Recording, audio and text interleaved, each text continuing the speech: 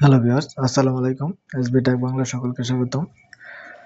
আজকে আমি শেয়ার করব কিভাবে ঢাকা বোর্ডের অধীনে জন্ম তারিখ সংশোধন করতে হয়। সার্টিফিকেটের জন্ম তারিখ সংশোধন করতে বোর্ডের অধীনে আবেদন করতে হবে। সেই সংশোধনের আবেদনটা কিভাবে করতে হবে সেটা আজকে দেখাবো। আমি প্রথমে একটি ব্রাউজার ওপেন করে নিব। আমি গুগল ক্রোম ব্রাউজারটা ওপেন করে নিলাম। এখন সার্চ বারে আমি লিখব ঢাকা বোর্ড। ঢাকা বোর্ডের অধীনে এটাই দেখাবো।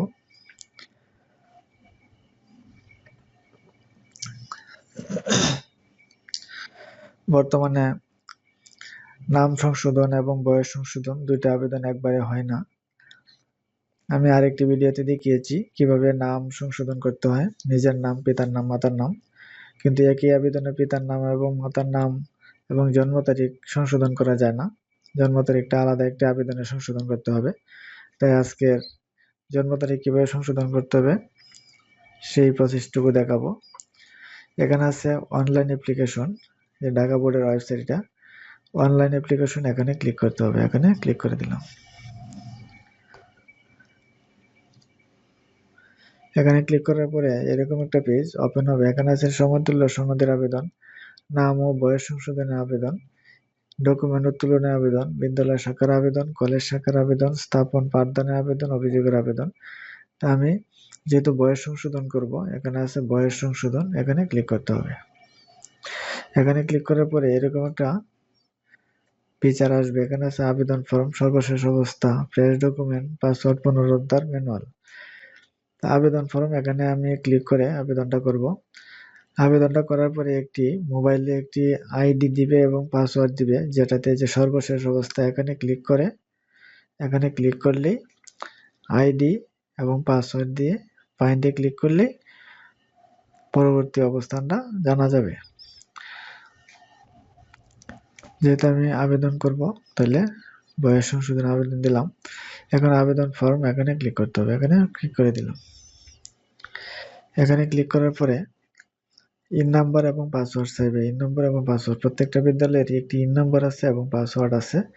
ইন এবং পাসওয়ার্ড দিয়ে সাইন ইন করতে হবে। আমি ইউজার আইডি এবং পাসওয়ার্ড দিয়ে এখানে সাইন ইন করলাম। সাইন ইনে ক্লিক করলাম। সাইন ইনে ক্লিক করার পরে এরকম একটা পেজ ওপেন হবে। এখানে আছে এক্সাম সিলেক্ট করতে হবে, যে এসসি না এসএসসি, এইচএসসি, ডিআইবিসি। তাহলে আমি এসএসসি দিলাম। ইয়ার দিব আমি কত সালে এসএসসি পাস করা হয়েছে সেটা এখানে দিতে হবে। আমি 2005 দিলাম। তারপরে রোল নম্বরটা দিতে হবে।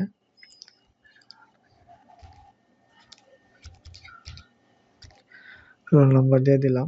রেজি নাম্বার দিতে হবে।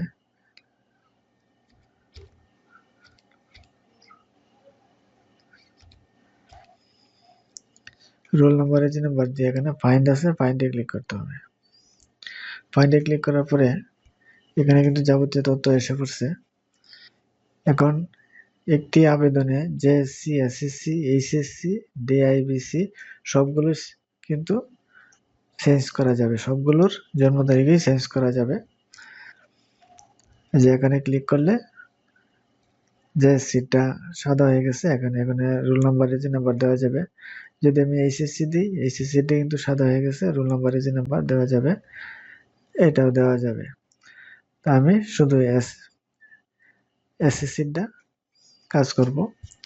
এখানে আছে সেশন দিতে হবে, আর সম্পূর্ণ তো দেওয়াই আছে। সেশন হলো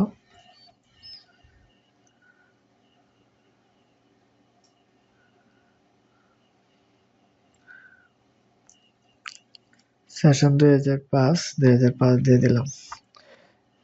আমার এখানে এইটুকুই কাজ। এখন স্ক্রল করে আমি একটু নিচে যাব। এখানে কিন্তু নাম, পিতার নাম, মাতার নাম সবগুলোই চলে আসছে রেজাল্ট সহ। আর একটু নিচে যাব আমি। এখানে আছে required, what is required to correct. আমি কি সংশোধন করতে চাই তাহলে আমি আরেকটি আবেদনে নিজের নাম, পিতার নাম, মাতার নাম এগুলোতে ক্লিক করে আমি দেখিয়েছি কিভাবে আবেদনটা করতে হবে।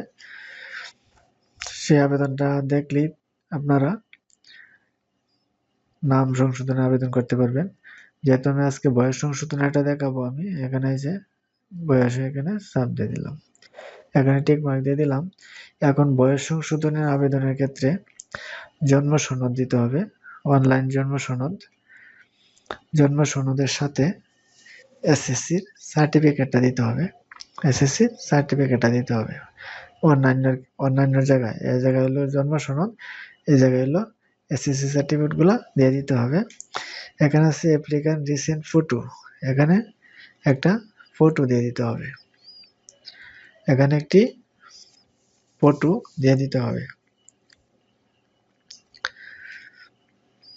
এখানে ফটোটা দিয়ে এখানে কজ অফ কারেক্ট কি সমস্যাটা, জন্ম তারিখ ভুল দিয়ে দিলাম।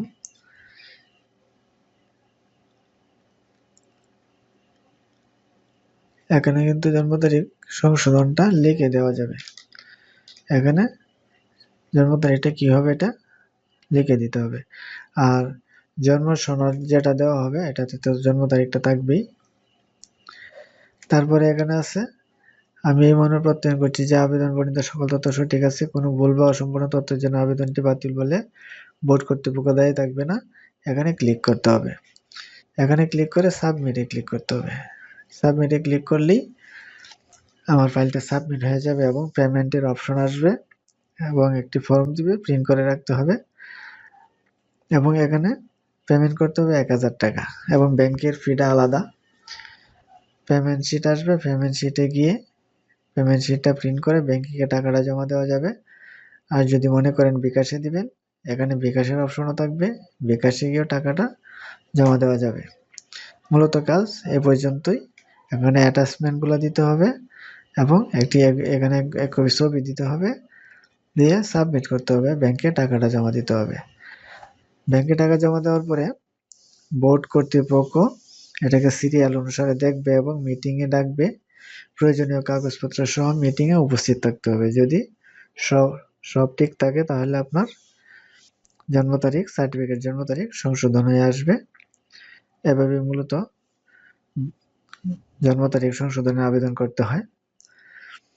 হ্যালো ভিউয়ার্স, আজকে ভিডিওটা এ পর্যন্তই।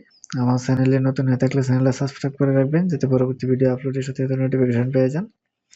তারপরে কোনো সমস্যা থাকলে আমাকে ইনবক্সে জানাবেন, আমি সমাধান করার চেষ্টা করব। ওকে, থ্যাংক ইউ, ধন্যবাদ।